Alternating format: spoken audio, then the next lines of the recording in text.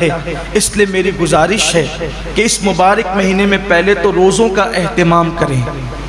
اور جن کو چھوٹی موٹی بیماریاں ان سے بھی کہتا ہوں بیماری کا بہانہ لے کے سر درد ہے، بخار آ گیا ہے، کورونا ہو گیا ہے،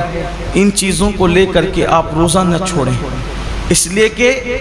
وہ اور بیماریاں ہیں اور اس حد تک بیماری ہے جس کو بہت سیریس میٹر کہتے ہیں، وہاں روزہ چھوڑنے کی اجازت ہے کہ جب آدمی رکھ ہی نہیں سکتا، بیماری بڑھ جانے کا یقین ہو،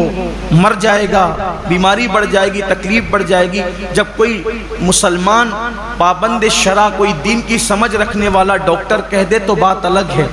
اپنی مرضی سے فتویٰ دینا کہ میں نے روزہ نہیں رکھنا، میں بیمار ہوں، جبکہ اللہ کے رسول علیہ السلام کا فرمان ہے روزہ رکھو صحت مند ہو جاؤ، روزے سے بیماری نہیں بڑھتی بلکہ روزے سے صحت ملا کرتی۔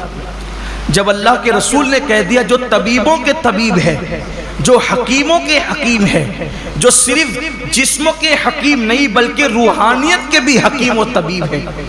تو جب اس رسول نے فرما دیا روزہ رکھو صحت مند ہو جاؤ گے تو پھر صحت ملنا ہی ملنا ہے، اس لیے بہانہ نہ کرو۔ ایک حدیث پاک اور یاد آتی ہے، فرمایا گیا ہر قسم ہر چیز کی زکوٰۃ ہے، ہر چیز کی، جیسے مال کی زکوٰۃ، جس نے مال کی زکوٰۃ دے دی اس کا مال اللہ کے قلعے میں محفوظ ہو گیا، اب اس کے مال کو کوئی نقصان نہیں ہو سکتا۔ ایسے ہی جان کی بھی زکوٰۃ ہے، جسم کی بھی زکوٰۃ ہے، تو جان کی زکوٰۃ کیا ہے؟ میرے آقا علیہ السلام فرماتے ہیں روزہ یہ تمہاری جان کی زکوٰۃ ہے، تمہارے جسم کی زکوٰۃ، مطلب جو لوگ روزہ رکھ لیتے ہیں اب ان کی جان بھی اللہ محفوظ کر لیتا ہے، وہ مہلک بیماریوں سے، موذی بیماریوں سے محفوظ ہو جاتے ہیں۔ آپ دیکھیے اللہ کے اولیاء آج جتنی کثرت سے بیماریاں ہیں پہلے نہیں تھی،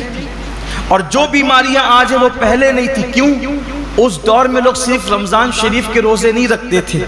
بلکہ مہینے میں 13، 14، 15 تاریخ کو بھی اکثر مسلمان روزہ رکھتے تھے، 3 روزے تو مہینے میں رکھتے ہی تھے مسلمان، پھر اس کے بعد جو اور دین سے قریب تھے وہ پیر اور جمعرات کے بھی روزے رکھتے تھے، پھر موقع بموقع عاشورہ کا روزہ، یہ روزہ وہ روزہ، یعنی